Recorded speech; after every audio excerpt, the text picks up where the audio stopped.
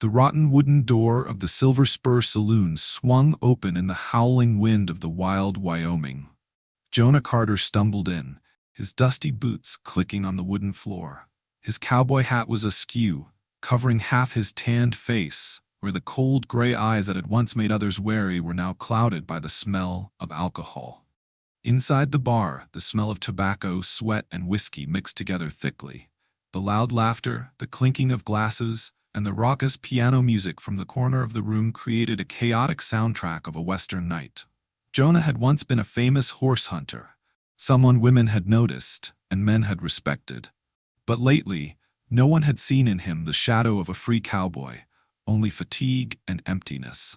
Since losing his closest companion in a wild horse hunt, loneliness had clung to Jonah like a shadow, causing him to seek solitude and alcohol. "Carter," a growl echoed from the corner of the hall. Snake Eyes Sullivan, the notorious gambler with sinister gray eyes, waved his hand. "Come here, we have a table. Bring some money?" Jonah stopped, his face tense. The pride of a man who had bowed to no one made it impossible for him to ignore. He pulled out a chair, sat down, pulled out the last bill and placed it on the table. "Enough to get your money back," he growled, his breath heavy with alcohol. The table immediately became noisy. Money, cigarettes, and daggers were thrown everywhere. Snake Eyes smiled, skillfully shuffling the cards, his eyes shining with certainty. He didn't need to win by luck. He won by cunning. Jonah was surprised in the first round. The cards came out well. He won. The money piled up. The crowd cheered, and Jonah smiled proudly. The confidence seemed to return, like the days when he rode his horse on the prairie with the wind whistling in his ears. But that joy was short-lived. Just a few hours later, his luck ran out. The money was gone. The silver gun with his father's name on it was also knocked from his hand. The war horse, the only pride left, was also bet in the heat of the moment. By the time the clock struck 3 in the morning, Jonah was left with only a pair of trembling hands. Everything was out of reach. Snake Eye tapped the cigar on the table, his voice smooth. "Carter, one last bet. I'll give you a chance. $100 on the line. If you win, you get it all back. If you lose—" He paused, his cold gray eyes flashing like knives. "You have to follow my one condition. No questions asked." A murmur arose. Everyone knew that Snake Eye's crazy bets were often about more than money. Jonah gripped his drink, his inner conflict raging. He should leave. But his pride, the alcohol, and the provocative looks around the table made him nod. "Deal." Jonah threw down the card, his voice hoarse. The last card was turned up. Jonah had a full house, a rare strong hand. He slammed his fist on the table, a raucous laugh escaping him. But then Snake Eyes slowly spread out 4 queens. The crowd fell silent and then exploded in wild laughter. Jonah was speechless. This defeat had not only taken away his money, but also his honor and future. Snake Eye puffed out his cigar, slowly enunciating each word. "The conditions are very simple. Jonah Carter, within a week you must marry Selena Moore." The whole hall laughed. Selena, a beautiful young black widow, once famous but now living in solitude and despised after the tragic death of her husband. Many considered her a thorn in the town, a woman who refused to bow her head, too proud in the eyes of frontier men. Jonah slammed his fist on the table. "Don't mess with me, I won't." "Cowboy honor, Carter," Snake Eye interrupted, his voice cold. "The whole town heard. If you go back on your word, pack your horses and leave Cheyenne Creek forever, or spend the rest of your life being called a traitor." Another voice chimed in. "Samuel Hawthorne, the richest and most ruthless banker in the area. That's right. I've got Selena's land deed. If she doesn't have a husband, I'll take it away. But if you marry her, that's much more fun." The room erupted in vicious laughter. Jonah clenched his fists, blood rushing to his face. He wanted to pull out his gun, to shoot that evil smile away. But the eyes of dozens of people watching him, waiting to see if he would keep his word, made him choke. He walked out of the bar into the cold night.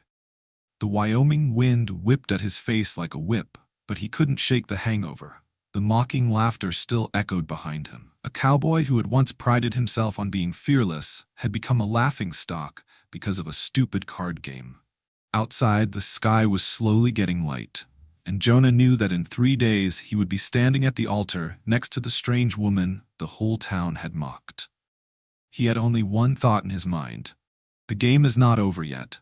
If fate has me marrying Selena Moore, then we'll see. Maybe from this loss I can turn my life around.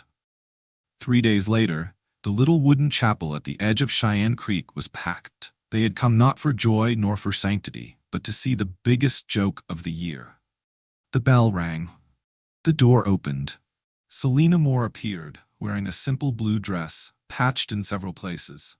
She was slight, but her face was proudly beautiful. Smooth brown skin, hair pulled back into a bun, deep black eyes that did not lower despite the hundreds of eyes staring at her. Jonah stood in front, his white shirt still wrinkled, his collar stiff, his face as hard as stone. Sweat beaded at his temples, but he did not bow his head. If he had fallen into the trap, he would walk like a man, at least. Reverend Mills read the vows with a strained expression. When he asked, "Is there any objection to this marriage?" there was a roar of laughter. People whistled and clapped like at a bullfight. Selena didn't blink, her lips pressed together, which only added to her strong aura. Jonah glanced at the woman beside him. There was no weakness in her eyes, only pride being tested. He whispered involuntarily, "Sorry." Selena replied immediately, her voice firm. "Save your pity. We're here because they want us to be. Just finish and leave." When the final bell rang, they were officially married, not out of love but out of cruel coercion. That evening, Jonah took Selena to an old cabin 5 miles from town. It was a small wooden house with only a single bed, a rough wooden table, and an iron stove. A place a man could live, but not a place for a woman accustomed to a full roof. Selena stood in the doorway, the light of an oil lamp reflecting on her face. "This is your house?" Her voice was low. "Our house." Jonah tried to correct himself, but he sounded awkward. He fumbled with the stove. Selena put down her small bag and took out a colorful African quilt. She spread it on the bed, saying nothing. Jonah watched, slightly taken aback. It was a piece of history, a piece of the soul of the place she was born. "I sleep on the floor, near the stove." "Your bed," he said. Selena turned around, her eyes sharp as knives. "No, if you do that, tomorrow the whole town will gossip that we are not real. I don't want to be the subject of more laughter." Jonah paused. He was not afraid of the cold, but he was afraid of being right, considered a fake marriage. He nodded, slowly took off his coat, and spread it at the end of the bed. The two lay apart, a silence as thick as a wall. In the darkness, Selena spoke, her voice soft but firm. "This marriage may be forced, but I am not. Do you understand?" Jonah turned his face to look at the wooden ceiling and replied briefly, "Understood." Dawn filtered through the crack in the wall. Jonah woke to the smell of coffee and cornflakes. Selena had been up long ago, standing in front of the stove with a straight posture. "You don't have to do that." Jonah hesitated. "I did it for myself," Selena replied, placing the plate of cornflakes on the table. "Don't think I'm living off you." The words were like a knife. Jonah was taken aback, but instead of getting angry, he just sat down, chewing on the dry cornflakes that warmed his chest. She wasn't a weakling waiting to be protected. She was a self-made woman. When he suggested going into town with her to buy more supplies, Selena paused. "You don't have to worry. I can." "No, Selena," Jonah interrupted, looking straight at her. "You're my wife, at least on paper. I'm not going to let you walk in there empty-handed." She was silent, her eyes searching. Finally, she nodded slightly. The two rode side by side. Jonah on a strong purple horse, Selena on a broodmare he had prepared. The wind blew her hair, revealing her radiant face.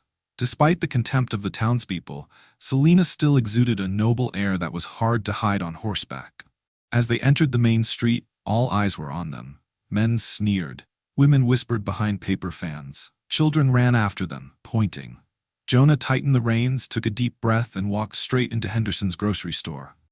Mrs. Henderson narrowed her eyes, her voice cold. "Oh, Carter, and your new wife." Selena stood still, not bowing her head. Jonah smiled, his voice even. "We need cloth and salt. She will choose." Selena picked up the roll of cloth, but Mrs. Henderson deliberately pointed to the cheap, low-quality goods. Just then, Eleanor Patterson, the wife of the big rancher, walked over. She smiled kindly. You should choose this kind of cloth, warm and durable for the winter. Selena was momentarily stunned by the rare kindness. Thank you. You're welcome, Mrs. Carter. Those two words rang like strange bells in Selena's heart. Jonah saw her eyes soften, then immediately turned away to hide. The two rode side by side, Jonah on a strong purple horse, Selena on the sorrel he had prepared. The wind blew her hair, revealing a bright face. Although the townspeople despised her, Selena still exuded a noble air that was hard to hide on horseback. When they entered the main street, all eyes immediately turned to them. Men sneered. Women whispered behind paper fans. Children ran after them, pointing.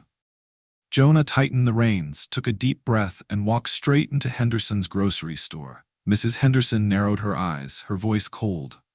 Oh, Carter. And your new wife. Selena stood still, not bowing her head. Jonah smiled, his voice even. We need cloth and salt. She will choose. Selena picked up the roll of fabric, but Mrs. Henderson pointed to the cheap, low-quality stuff. Just then, Eleanor Patterson, the wife of the big farm owner, walked over. She smiled kindly. You should choose this fabric, warm and durable for winter. Selena was momentarily stunned by the rare kindness. Thank you. You're welcome, Mrs. Carter. Those two words rang like strange bells in Selena's heart. Jonah saw her eyes soften, then immediately turned away to hide it. That night, a storm swept across the prairie. Rain pounded the wooden roof. The wind whistled through the cracks in the planks. The cabin shook. Selena wrapped herself in a blanket and sat by the stove, her shoulders shaking slightly. Jonah was silent, then suddenly took the thick blanket and put it around her shoulders. You don't need to, she said softly. You're cold. I can't ignore it. Jonah replied, sitting closer. The firelight illuminated Selena's face. Her eyes met his for a moment. Her breathing slowed. The space narrowed, leaving only two warm breaths intertwined. She turned away, but did not retreat. Jonah felt the sweet scent of her hair, the soft touch of their shoulders. 1 second, 2 seconds. Then they both sighed softly, as if tacitly acknowledging the invisible string that had tied them together. In the following days, Selena proved that she was no burden. She woke up early to cook, clean, and take care of the horses.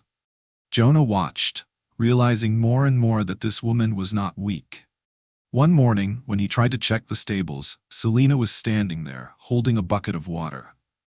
I used to live on a farm with my husband. Don't think I don't know how to work. Jonah laughed, shaking his head. This woman was different from anything he had ever known. The early Wyoming wind was cold and piercing across the vast prairie. Jonah's small cabin was quiet, save for the flickering fire in the stove.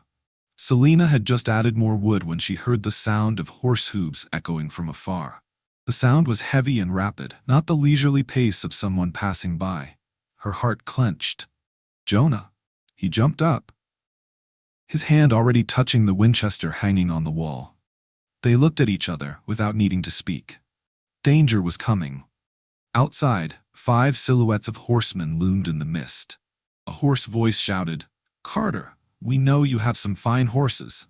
Bring them out here. Maybe you can save this ramshackle cabin. Jonah clenched his gun, gritting his teeth. Tell those filthy bastards, if they touch my land, they'll be buried here. A loud laugh rang out, like a pack of wolves surrounding their prey. As the bandits began to circle, Selena suddenly stepped onto the porch, her ex-husband's old shotgun in her hand. Her hair was flowing in the wind, her face calm and cold. I've buried one man. Her voice rang out clearly, without trembling. Don't make me bury more. Bang! The first shot rang out, knocking one of the men off his horse, clutching his shoulder, blood spurting. The rest of the group screamed, jerking the reins back. Jonah stared at her in amazement. The woman the whole town had made a laughingstock of, now standing there more steadfast than any cowboy he had ever known. A surge of admiration surged through his chest. The leader cursed and signaled to his men. The two of them circled around the back and poured kerosene around the stable. The fire flared up, licking the thatched roof. The horses' shrill neighs echoed. Jonah's eyes flashed. Don't let them take your life. He shouted in his mind. He turned to Selena. Hold them. I have to go back. Selena nodded vigorously, continued to reload, firing each shot, forcing the bandits to hide behind the rock. Jonah circled around the back door, quietly approaching. With a blow from the butt of his gun, he knocked down one of them. Grabbing his Colt, Jonah shot down the other who was lighting the fire. The fire was put out in time, but the smoke and smell of oil still wafted into the cabin, causing chaos. As the struggle continued, the sky suddenly darkened. A giant wall of dust rolled up from the horizon. A sandstorm. "Damn it! Back off!" one shouted. The others jumped off their horses in panic, rushing straight into the chaos. Jonah ran back, pulling Selena into the cabin, just as the wind howled. Dust and sand filled the air, collapsing the eaves, shaking the house. In the pitch black, Jonah held Selena to his chest, his hands covering her head. The wind howled, sand seeping into every crevice of the wood. Both of them trembled, only the sound of each other's heartbeats, drowning out the sound of the storm. When dawn came, the ground was covered with a thick layer of sand. The stables were still there, but they were in ruins. The robbers were gone. Selena collapsed on the steps, sweat sticking to her hair, her lips dry and cracked. Jonah sat beside her, breathing heavily. They were silent for a long time, then he said softly, "You saved my life. Saved this place." Selena looked up, tired but glowing. "We saved it together." In that moment, Jonah suddenly reached out and touched her hand. Her skin was warm, her fingers trembled slightly, but she did not withdraw. In the middle of the desolate steppe, an invisible thread had connected two souls. In the following days, they repaired the barn and patched the cabin roof. Jonah was amazed at Selena's stamina. Her hands were rough from work, but each movement exuded a haughty grace. One evening, after carrying water from the well, Jonah stopped on the porch. Through the window, he saw Selena changing her clothes, her figure graceful under the oil lamp. He quickly turned away, but the image was imprinted in his mind, keeping him awake all night. Selena also felt the change. When their hands accidentally touched, or their eyes met, she felt a strange feeling rise in her chest, both shy and longing. Rumors of the sandstorm and the attack spread throughout Cheyenne Creek. Some sneered, "The widow is a better shot than her husband." Others whispered, "Maybe Jonah and her are not so easy to swallow." When Jonah took Selena to the market, many eyes looked at her with more caution than before. Some even nodded in greeting, warmly but no longer openly mocking. It was Selena, by her courage, who changed the way they looked. And Jonah, for the first time, felt proud to stand beside her. One night, the rain was falling, the air was cold. Selena sat sewing by the lamplight. Jonah watched quietly, then said softly, "Selena, if it weren't for you, I would have lost everything. I owe you more than a thank you." She looked up, her eyes shining in the darkness. "We are no longer strangers, Jonah, but make no mistake, I'm not sure I trust you yet." Jonah approached, kneeling right next to her chair. The distance was only a breath away. "Then let me prove it, not because of a card game, but because I want to." Selena stood still, her breathing rapid. For a moment she wanted to step back, but Jonah's arms tightened, as if he let go, he would lose her. At first the kiss was just a light touch, trembling as if probing. But as time went on, the fire in Jonah's chest burned more and more. He kissed deeper, more passionately, as if to prove to Selena this was no longer the forced act of a card game, but the true desire of his heart. Selena was startled. Her once stiff hands now trembled slightly, then gradually wrapped around Jonah's back. She responded, slowly but increasingly urgently. The sound of the rain outside seemed to disappear, only the sound of their hearts beating rapidly together. "Selena," Jonah whispered, his hot breath close to her ear. "I don't need land, I don't need honor in front of them. I just need you. Trust me."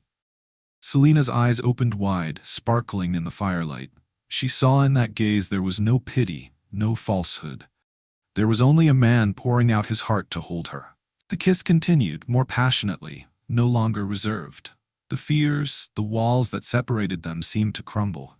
Jonah was no longer the drunkard who lost his gambling nights, but a man who was proving his worth with all his sincerity and desire.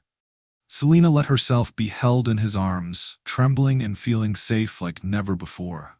She understood. This bond had surpassed gossip, surpassed prejudice. This was the beginning moment of true love. After the dust storm, Cheyenne Creek began to see Jonah and Selena in a different light. But the town's most powerful man, Jeremiah Hawthorne, could not stand idly by. He was a cattle baron with thousands of acres of land, and he wanted to take Selena's small piece of land, a precious source of fresh water.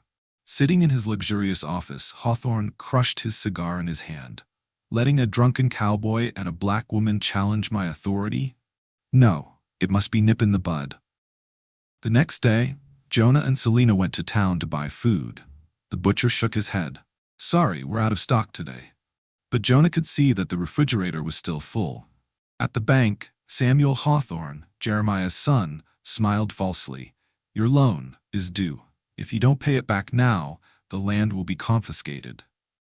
It was clear that the whole system was tightening its siege.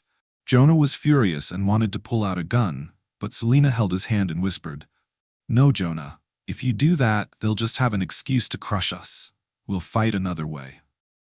Selena began to visit families oppressed by Hawthorne, German farmers whose water was cut off, Chinese whose warehouses were burned, Irish families whose cows had been robbed. In the small cabin, Selena stood up, her eyes shining.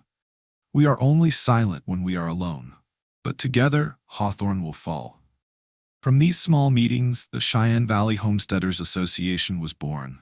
They documented the damage, collected evidence, and most importantly, found hope. Jonah stood by, watching his wife speak eloquently, his heart burning. The woman who had once been a laughingstock had become the beacon of light for the community. But Hawthorne did not sit still. One night, Jonah's cabin was surrounded.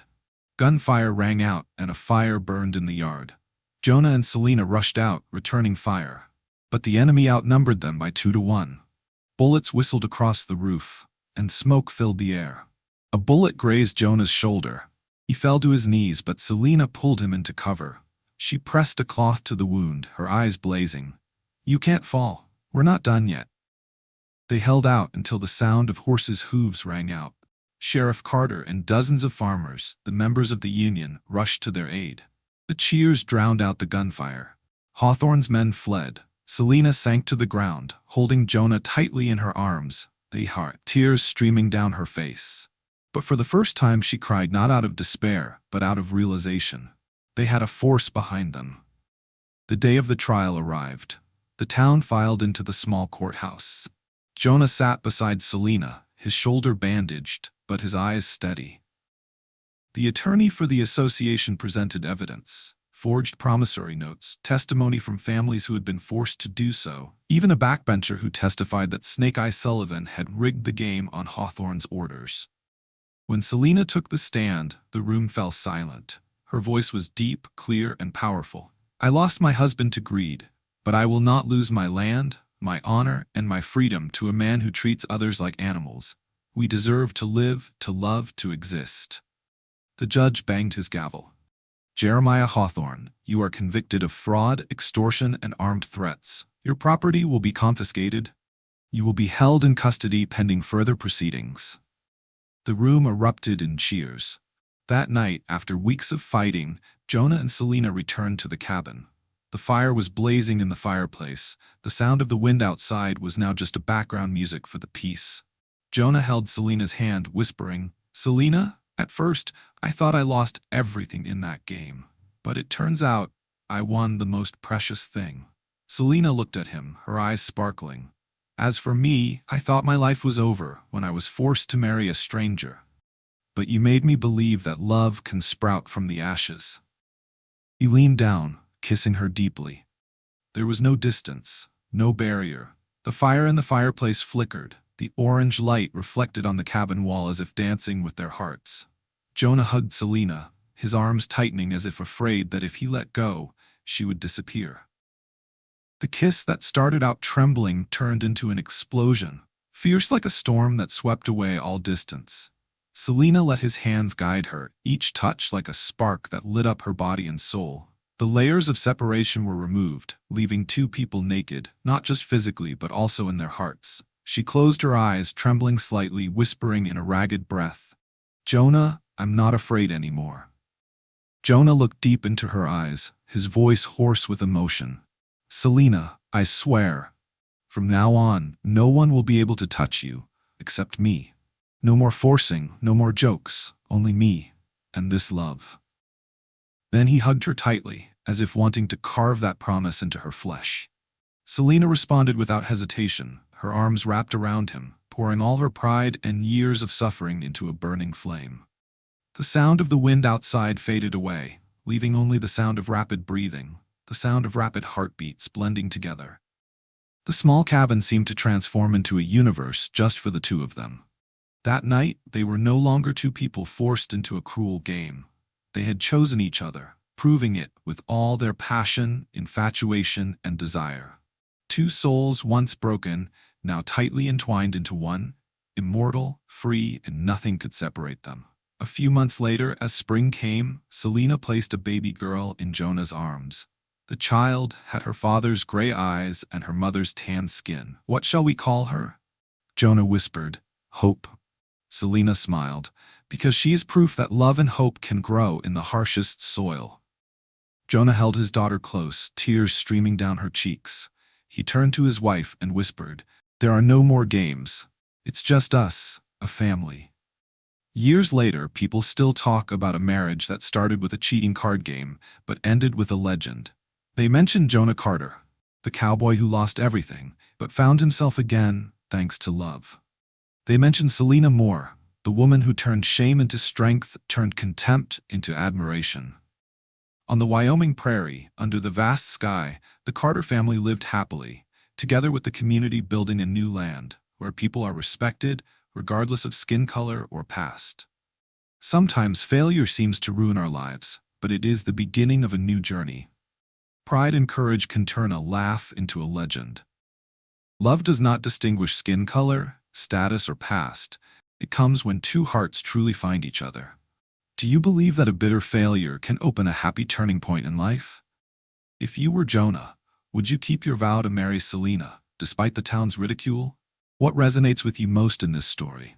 Selena's pride, Jonah's transformation, or the power of community?